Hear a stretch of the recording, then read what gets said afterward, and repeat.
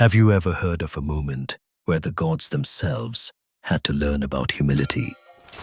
What if I told you that even Vishnu, one of the most powerful deities, once faced a test that challenged his very pride? In today's story, we are diving deep into a lesser-known episode from ancient Indian mythology where a planet-sized lesson unfolded, not just for gods, but for all those who think they know everything. Stick around, because by the end, you'll realize why the day Vishnu wore holy ash changed cosmic history forever, and why this matters for anyone who's ever let pride get the better of them. As we stand at the threshold of another timeless journey, subscribe and walk with us as each story unfolds. Picture this: the lush world of the heavens, a place more stunning than anything you've imagined. The air shimmers with golden light. Celestial trees stand tall, their leaves glowing like emeralds dipped in sunlight. And somewhere, the sacred river flows gently, singing a song that only the gods can hear. On this day, the sky seems more alive. There's a sense that something unusual is about to happen. Vishnu, the preserver of worlds, sits calmly on his couch of giant serpent coils. He's cloaked in blue, eyes half closed in thought, yet always aware of everything in the universe. By his side stands Lakshmi, serene and gentle, her smile radiant. Vishnu's peace is unshakable, or so it appears, but across the cosmic plane, a figure watches quietly.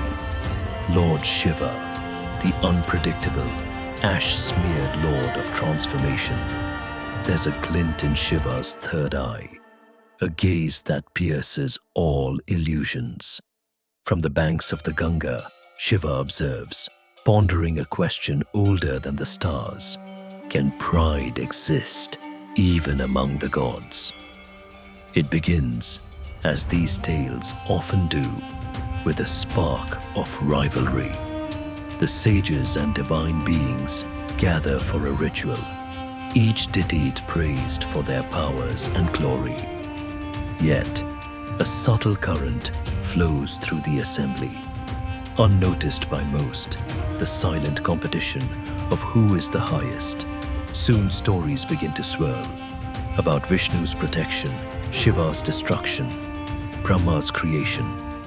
Each god's followers, unwavering, claim their own is supreme. Vishnu listens to these tales, usually amused. But today, the echoes reach a little deeper. He wonders, am I truly the greatest? If I am the preserver, am I not above the rest? The thought is fleeting, but like a pebble into still water, it sends ripples through his mind. Shiva, attuned to every ripple, senses this seed of pride. With a half smile, he decides it's time. Not with loud words or thunderbolts, but with a test, a lesson wrapped in humility. Now, picture a grand festival being held at Shiva's mountain home, Mount Kailash. The scent of sandalwood hangs in the air. Priests smear holy ash, vibhuti, on their foreheads, the ground, everywhere. The devotees chant, the bells echo, and in this holy place, the ash is more than dust. It is the fire of life itself, the reminder that all forms are temporary, all egos fleeting. Vishnu, radiant and regal, arrives at Kailash. The crowd bows with devotion. The hills themselves seem to lean in closer, but there's a subtle shift in the air, a feeling like the quiet before a monsoon. Shiva greets Vishnu with affection, but his eyes narrow briefly, as if searching beneath the surface. After rituals and stories, Shiva, as is his way, applies ash to his own body, hair to toe. His followers, from gods to ghosts, do the same.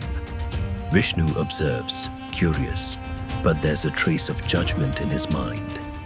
What's the point of this ash? He thinks. How can dust be sacred? Lakshmi senses his hesitation.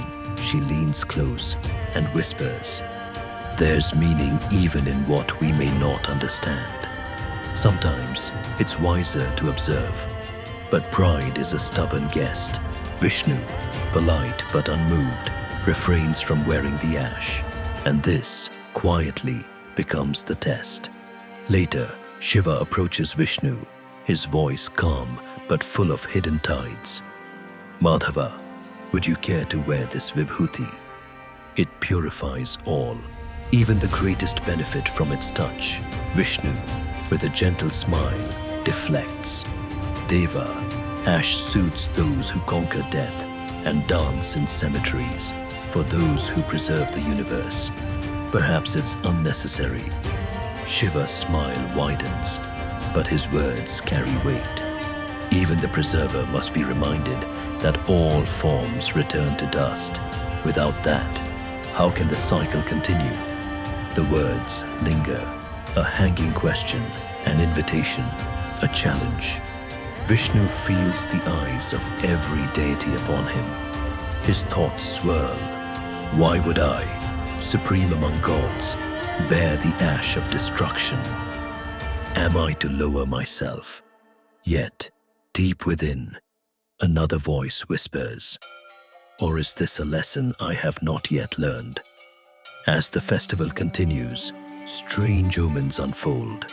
The lotus garland Vishnu always wears suddenly wilts.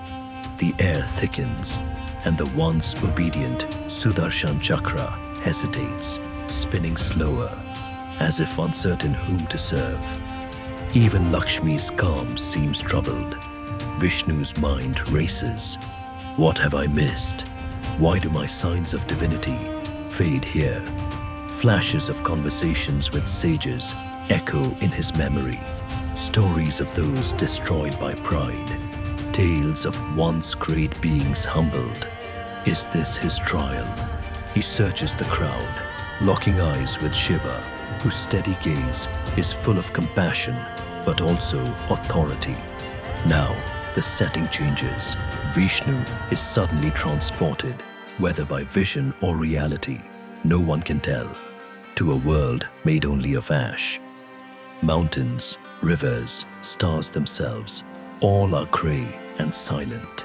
Even he feels a weight, as if he too is turning to dust.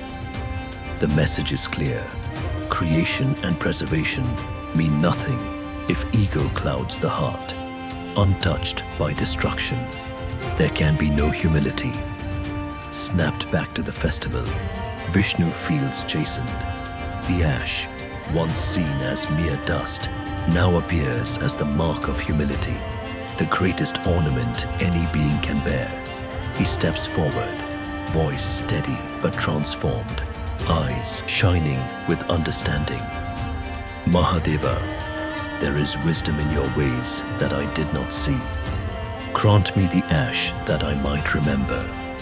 No rule, no power, no God is beyond the need for humility." Shiva smiles, a smile both gentle and fierce. With his own hand, he smears ash upon Vishnu's forehead.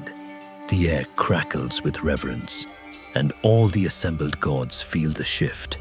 The cycle is restored, pride humbled, balance renewed.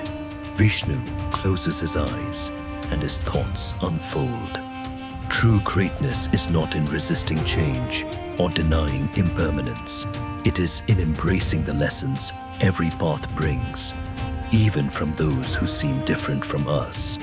Today, I am not lessened, but made whole. Lakshmi's worry fades, replaced by pride in Vishnu's humility. The lotus garland blooms anew, shining even brighter than before, and Vishnu's powers return, deeper and wiser than ever. The chakra spins joyfully once more, its allegiance reaffirmed. The festival ends, but whispers of the lesson spread far. Even the guardian of the cosmos, bowed to the Lord of Ash. Pride fell. Wisdom rose.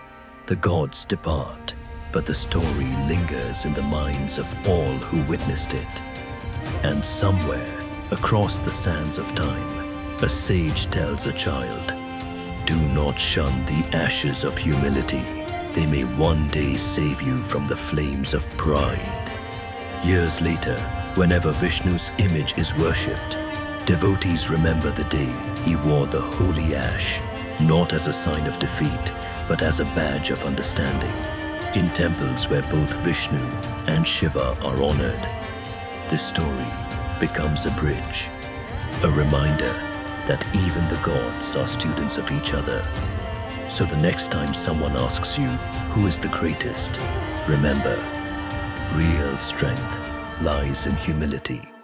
And even the gods had to learn that truth. The test of ego isn't just for the divine.